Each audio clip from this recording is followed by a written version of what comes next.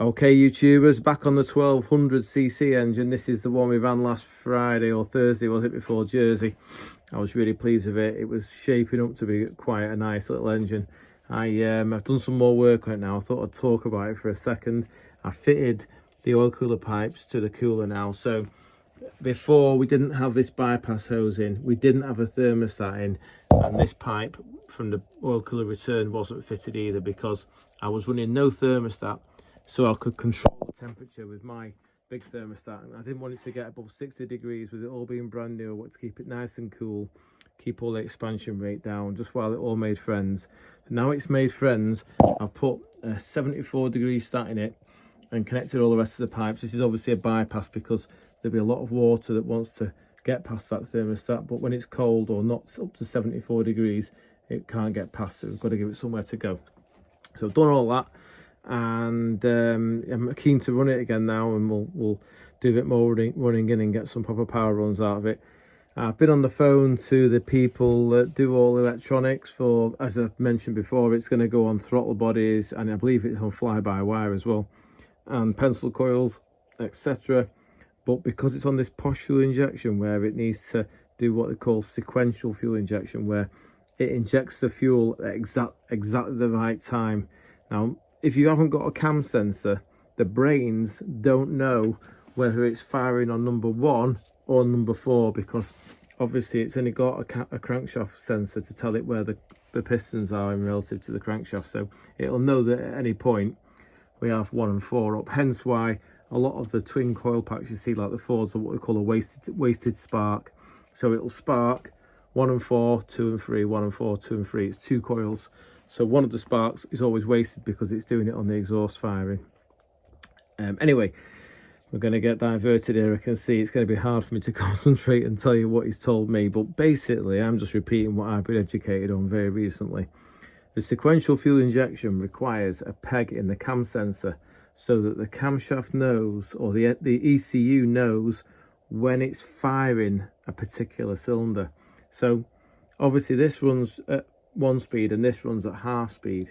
So by running that, it can determine exactly where the camshaft is and which cylinder is firing, so it can do its sequential injection and its sequential firing as well.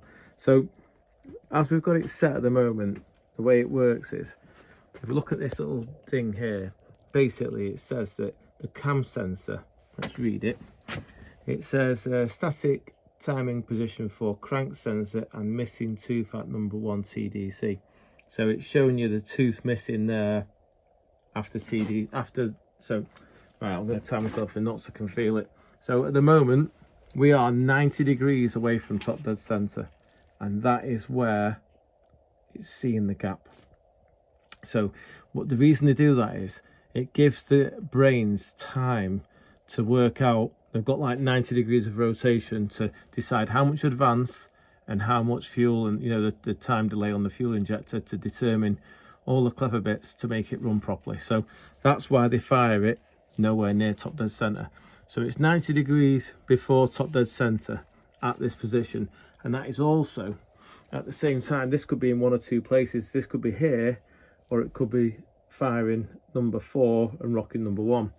But because it's got the peg there and we can see the lobes it's about to come up and fire on number 1, that means that the brains will know from that cam sensor that we're firing number 1. So that's all good. I'm dead pleased with all that. All that should work a treat. I'm pretty sure we've got it spot on.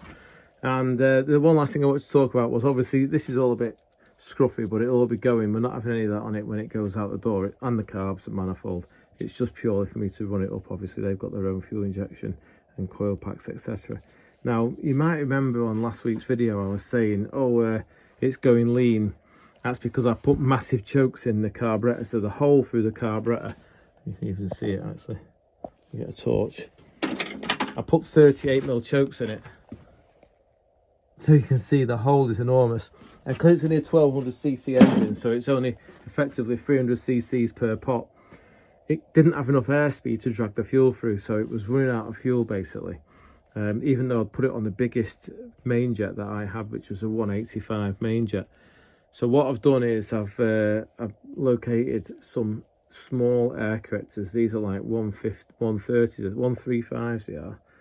So we're going to put these small air correctors in, and that will have the same effect as going bigger on the main. So hopefully we'll get it to do enough fuel now to get a good power run out of it. I've got to keep it safe, you see. I don't want to risk cream cracker in it. So I'll do all that and see if we can get the fuel right, and then we'll see if we can get some good steady power figures out of it. And yeah, we'll get it in the out tray hopefully. So there you go, a little bit of an update on the 1200. We'll get it running next. Okay YouTubers, we're just on with the 1200 now. I've been playing around with these carbs. I'm not sure I've got them working like how I'd like them to work. Definitely not a good idea putting a 38mm choke in a 45mm body on a 1200cc engine, but I was just trying to replicate and get a bit of a learn. I think I'm going to put some small chokes in it just for my own personal learn, really, just to see how much the torque it will give it, because it's good at the top but it's pretty useless everywhere else. So 4,000 there, it's got about 72 foot-pound at 4, which is okay. I bet if we got some airspeed up by putting some small chokes in it, it'd do something decent there. It really comes alive at 5.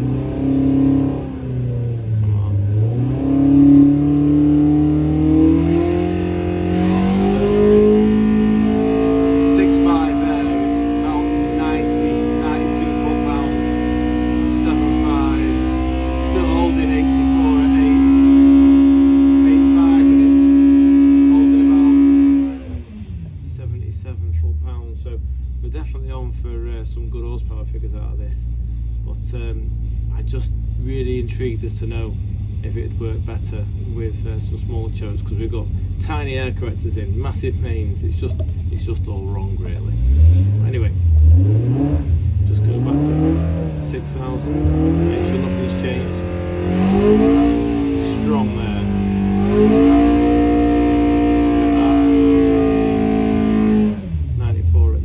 Right, okay, brilliant, we'll carry on. Okay YouTubers, back on with the 1200. I think it's in its out tray stage virtually. I've just I have dynoed it since, but I'm going to dyno it again. I've put smaller chokes in the carburetors and it's improved the response and the way it behaves at no end, so I'm really pleased about that. Obviously when it's on fuel injection, it doesn't matter so much that it's got a big hole, because the fueling will be perfect, because it'll be lambda centered, etc. The problem is, with the big hole, we end up with either going lean, or then it goes filthy rich, then it goes lean again. So it's the fueling that's wrong, not so much the air that it's got available to it, although airspeed is important. But we're not going to get on another waffle, we're just going to keep it basic. Right, I was going to say, I've been putting the alternator mount on, and I did change. I took the front pulley off. I don't know if you saw in the other picture, I had 4 nylon nuts stuck out the front, and they were just a little bit, I didn't like them, so I ended up turning the bolts around and countersinking them, so it shouldn't have affected the balance in any way, but I just felt that it just didn't look right. I didn't like it. Anyway, that was that. And then I've been saving this. You see this here, normally this casting is a little die casting, and I found this, I don't know where I found it, but I've had it for years. It's a solid aluminium alternator mount. So obviously, being a 930 engine, it doesn't have a rear mount on it. So what we tend to do is put the bolt all the way through both mount parts of the alternator, and it all hinges on this one point. And then on this side, it has the stay to adjust the belt tension. But what it is I've been looking at it and I'm just thinking, this is a little 5/16, 8mm bolt. We've got enough material in the aluminium and the steel and in the front housing and the rear housing to drill this out. So I'm going to drill it out, and I'm going to put potentially a step bolt. So it'll be 8mm at the back, but I'm going to do it 3/8 UNF through the middle there, make a nice stud. And then that'll be really secure, really good then. And I'll be dead happy with it then. So we're going to get the belt on. I've got to do all that. But for now, I'm more interested in doing another run with the smaller chokes, and just see how we get on, make sure everything's okay, then we'll dress it up at the end and it can go in the out tray then. Okay, it's the final run for the 1200. We're just on the dyno now, running, it's warm. Just been checking the torque out. The smaller chokes have really helped the torque. The way it picks up, if I go wide open at 3 now, after the rich bit, look at that, straight round to 94 foot-pound at 6, and it holds it perfectly. Strong this.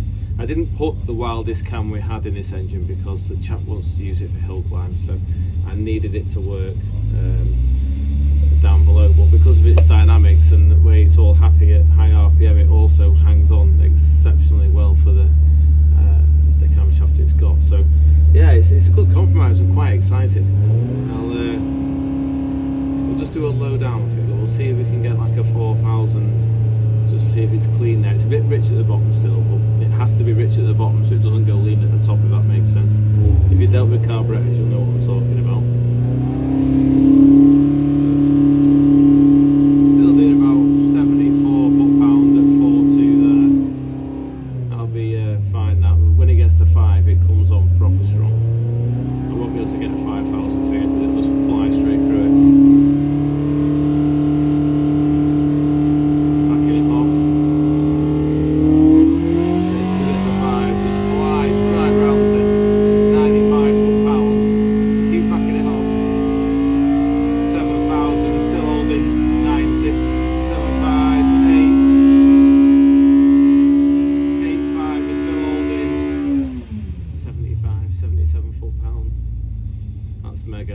I'm really happy with that. It's a happy engine. Unfortunately, it looks like I have a problem because I put some Mystic inside the front pulley when I put them new bolts in. It's like an absorber, and it looks like it's all come out and it's melting on the exhaust, so I have to clean that up. But no, just a bits of that. We'll get it in the outro now. Right, YouTubers, first of all I want to say thank you to everybody that clicked on the Jersey Rally video I put up on Wednesday morning, I think it was. Great, got some good clicks on there. Hope you enjoyed it. And of course the lovely Gretty, the co-driver for Tim, she was doing really well there on her first Jersey Rally. Now, if you watch the video, you'll be more up to speed. His engine went wrong, and luckily for Tim, really luckily, I heard him come past on stage, and then we went back to service and I heard him drive past and I could hear it. I thought, that's cream crackered that. So we pulled him from the rally so we couldn't damage it any further, and he's very efficiently posted the head over. It's Friday morning and it's arrived, so I just must make a note to put an invoice, an extra hour down for getting into the box. Thank God for electric screwdrivers. As you can see, Tim's made this box to post it over. He is a carpenter by trade. So Tim, the head has arrived undamaged. I will get it out now and we'll have a look at it together and see if we can work out the chain of events that caused the failure. Okay, the box has been opened, the head is out on the bench. We'll have a talk about that in a minute. I just want to say to Tim, you are extremely jammy, because not only did you get away with it not dropping a valve, the box you made, the screws came through into the chamber and didn't touch the head face. You were dead lucky there, pal. Anyway, this head, let's talk for 2 seconds about these engines, because I'm very passionate about these engines. I know I take the mick saying they're heavy and everything, but I have to say the love inside me for a Cosworth engine is just, anything to do with Cosworth is just like, it wows me, you know. When I was a kid, obviously the police used the Ford Sierra Cosworths Sapphires as their police cars, and they were, you know, they were in British touring cars and all the rest of it. So I assume that Mr. Ford said to Mr. Cosworth, can you take this old 2-litre 8-valve Pinto engine and put one of your cylinder heads on it and turbocharge it and make it the Sierra Cosworth. I mean, it's just amazing really to think all that went on back in the day, and they put posh seats in them and body kits, and it was just amazing. There's just never make anything like this ever again, hence why it's all worth good money now. So this head initially started life as a Sierra Cosworth turbocharged cylinder head, but then obviously over the years the value's gone up and down, as at one stage you couldn't insure them, so the cars were worth nothing, so loads of the cars got broken. Obviously no one throws a Cosworth engine away, so there was an abundance of them probably 15-20 years ago. So some clever person thought, right, what we'll do is we'll put some high compression pistons in the Pinto bottom end, will turn it from a hydraulic head with, you know, turbo cams to a mechanical head. So it doesn't have a hydraulic follower, it has a direct acting bucket with a clearance. You just see down there, there's a clearance on it. And obviously make it a normally aspirated head because it's a 16 valve head. Now obviously it's not designed to be normally aspirated, so they've never really done mega horsepower out of them. They can do good torque with a big bottom end underneath them, but this is of course the basis for all the Millington engines and things like that, but they've moved on massively since. This is like the early stages. Anyway, it works. His cargo's a treat, so he's dead pleased with it. And obviously we heard the tapping noise as he drove back to service. So that's the valve, you can see that. Now I initially thought that the shim that sits on like a little dick inside the follower had fell off. Maybe he's over revved it or something and it's jumped out. But this is now looking more like a valve spring failure. Now I would have thought it was on double valve springs, so it's very rare. Normally with a double valve spring situation failing, you get the outer spring fail, but the inner spring contains it all, and the engine is able to continue running. Just when you get to high RPM, obviously the inner spring hasn't got the same poundage rating, so it all gets out of control and starts missing at top end and then comes back to idle fine. But obviously this was idling on 3 cylinders because the valve was just floating around, really, probably only air pressure that was closing it. Luckily it's not fell off. It's on standard valves, this head. If it had been on like a 6mm valve stem like a lot of race stuff is, it would have fell off for sure and destroyed the engine. So he's dead lucky there. Now I'd be surprised to see if it's on single springs, but it must be. I can't imagine that both springs are broken. We'll get the cam out now and we'll have a quick look and see if we can work out what's gone wrong. Right, okay, I pulled the cam out, and this is the follower upside down. That's the dick I was talking about that the shim sits on. Can you see it there? So the shim has fell off the dick, which, you know, to be expected. That sits on here, but the reason it's fell off is purely down to valve spring failure. It's obviously got a burr on there now because it's been dancing around, so we'll have to sort that out. But yeah, if you look, there's that green thing is part of the valve guard oil seal, and the spring is all collapsed. So we'll get the spring out next. To be fair to the engine and the chap that built it, it hadn't been refreshed for quite some time. So yeah, this is one of the things that always scares me about engines that don't come back at the end of the year is, you know, the valve springs do get a hard time, especially when they're on big lift and people miss gears. Valve train gets a lot of stick, you know. So yeah, there you go. He was lucky. As you can see, both collets are still intact in the top of the cap, so all that's fine. It looks like we're going to be on for a set of valves, a set of valve strings, and some buckets, and just check everything over, and I think he'll be back out again. Okay, the truth out. So the misfire that we heard was obviously the valve spring failing, and it didn't fail completely all at once.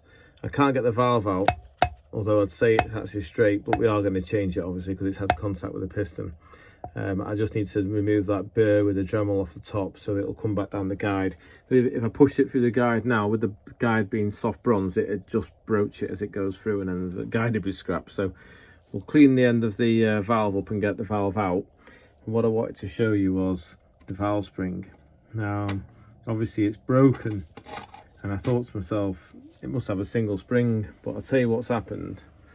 I suspect either, as there is actually part of the inner that's missing, one of the 2 springs broke first, and then because it broke, it then got trapped in the other spring. I suspect potentially the inner spring broke first. I could be wrong, and then it's got trapped in the outer spring, and then the whole lot's got smashed up, and it's continued to break it. So what I want to say on here, Tim, put your popcorn down if you're watching this tonight, Sunday night. What we need to do, there are parts of the valve spring that are missing. I haven't got the full valve spring here, so we need to find them, because if he's got a dry sumps engine, so he'll have 2 scavenge pipes off the bottom of the sump that go to the pump, and they'll have gauzes inside that in theory stop the muck from getting past. But if for any reason they aren't correct and it somehow manages to ingest a part of the spring up the vacuum pipe on the scavenge system on the sump into his dry sump pump, it'll jam the dry sump pump up instantly, and then we'll have a situation where we've got no oil pressure because it'll flick the belt off and we'll end up with a scrap engine. So Tim, you need to put your popcorn down, pal, go in the garage, get that engine out, get the sump off it, we'll get all the debris out of it, and then you can put it back together and I'll get the head sorted for you. Okay, YouTubers, I've had a message from a subscriber. He's not far from me, and he's basically messaged me and said, do you want to have a head over to my workshop? He said, I've watched that video of you cruising that Hillman round Brands Hatch. He said, I've got all four-wheel alignment kit. He said, come and set your car up at my place. So I said, that's very kind. I'll come and check the place out. I just pulled up outside. Look at the cars outside. Oh my God.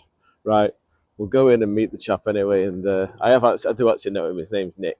But I've not been to this place for a very long time. Looks like he's moved a bit upmarket. My old Audi looks a bit out of place here. Right. This is the kit that Nick has said. He thinks it'll help me get around Brands Hatch. I'm not quite sure what these are. But there's a computer as well, and it says it's got Bluetooth. So I don't know what that means. What does that mean? It's all cableless, is it, Nick? This is Nick, by the way. You're a genius, aren't you? Oh, hang on. We'll keep the cars out of it. You stand over there. Yeah. Right. What's going to happen, Nick? Are you going to give me a second lap or what? Well, it's going to be better than going like that down the side of the car, isn't it? Oh, was it you weren't impressed with that then? No? I was not, no. Did you like me offset bush in the trailing arm? Well, it's pretty dire, wasn't it? It was a needs must situation. So what I'll do, I'll get a new cross member on and new trailing arms. I'll bring it down, and then we need someone who has like information on how this all works, like what my car should have really, don't we? Well, it all depends what it does. Snap oversteer the last time I watched. Well, it had this really old cross-ply tyre on the outside that Bob gave me out of his yard, and I think that might have been the cause. Well, it totally ruined the weekend because I went off in the gravel, which shook the pipes that held the oil cooler, which cracked the oil cooler, which made the water come out the oil cooler, which made the car overheat, which meant I didn't finish any races. Great weekend. Yeah. Well, life's a learning curve. Got to take the positives, mate. Little point setting it up if you're going to put knackered old cross plies on it. Well, what I'll do is, and are you ready for this? I'm going to buy some new second-hand tyres for next year. Some new what? Some new tyres for next year. We're going to have a proper go next year. We're in a better position now. I was just, times, obviously, I've had a lot on, but, you know, we're going to get there, and we're going to hopefully go out and beat James. That's the or Brendan, because he's fast. Oh, that young quick lad. Yeah, he's good, isn't he? Yeah, he can jockey. So what happens is, you put all this on the car here. Put it on the ramp, put it on the clamps. Press some button and shows what it does. Does it like show you a picture of a racing hill? Set it up. No, it doesn't, luckily enough. Oh, right, okay. It's very tech, isn't it? Luxury cars. Have you got like rear engine race cars? What, Porsches? Oh my God, I'm going off you rapidly, mate. I've just been bigging you up outside, saying my mate, he's a subscriber, he's this, he's that. Yeah. Yeah. Well, I've got a tragic past, that's what it is, isn't it? A tragic past? Yeah, I used to have one. Right, okay. That's gone above my head. Sorry? So you put the turntables on the ramp. Ah, right, okay. So you run the car up onto the turntables. You stick the sensors on the clamps on the wheels. Oh, right, yeah. And these go on the clamps. What is it, like a tilt sensor? It just bit of laser. A laser? A laser action. Wow. And then it throws up the figures on the screen. You know what? It'd be interesting to see what the car has got at the moment, isn't it? It'd be all over the place. Well, what you do is you put it up and then you get a printout that looks a bit like that. Oh, wow. See them all over the gaff, the wheels. Yeah. No, probably about what yours will look like. Only this one's likely to be worse. Yeah. And then you set it up and it comes back like that. Honestly? Yeah. That is amazing. Does it to a... I'm just looking at the list of cars that you've been working on. That's right. You know, is this machine capable of dealing with a full race Hillman imp? It's barely, but we'll squeak it on. Nick, I can't wait. I'll get the car straightened out and looking like it's half right, and then we'll get it down to you and you can work your magic. And can we make a video on it? Yeah, you can chuck it on the corner weights as well. You'll need a bit of time, man. Time? I haven't got any time. Wow, look at them. So we can corner weight it with or without the driver. Right. Well, a giveaway. Are you ready for this? I am in the 79 kilogram bracket. Looks like you could join me with my fasting. Yes, I could, but I'm not gonna. Right, brilliant. Well, thanks very much for being on Shrigleytube. I really appreciate it, and thanks for taking the time to email me and say, come down and we'll sort your car out. And I know you just feel sorry we for can me. do that. Yeah. Can we talk in brief about your Hillman relationship in the past? Well, Didn't you buy a shell, a brand new one? Well, it's because I rolled my car. Wow, did you? Yeah, so I had just a standard 875 that put a 998 in. Did you? Barrel rolled it. I had to go and get a new shell for it. From Roots Coventry? Yeah. It wasn't Coventry, it was in Manchester. What, and you got a brand new... Do you remember what it cost? It was the second to last one. No, I don't. My dad bought it, actually. He wasn't very happy. And you reshelled it all? Yeah, I did it in his garage. Well, in the garage at home. You know what, mate? Once you've had a Hillman, it's, you might have all this posh stuff around you now, but I can see that you're hankering to buy another. Can you? I'll do you a nice 1040. How do you feel about that? What, the engine? Yeah. It's the bodies that are a problem, isn't it? They're all rusty as hell. Yeah, well, it's only money, isn't it? We've got a good guy called Rooney. He'll straighten it out for you. He'll put sills on it and floors. Got all the jig and all that. He'll make it nice. You won't even know. In fact, why didn't you come racing? Why don't I come racing? What, racing an imp? Yeah. Well, then I would have to fast, wouldn't I? Yeah. I much fancy that. No, okay. Right. Well, thanks very much, Nick. That's wonderful. We'll look forward to seeing you when I bring the car down. Yeah, okay. Cheers. Bye.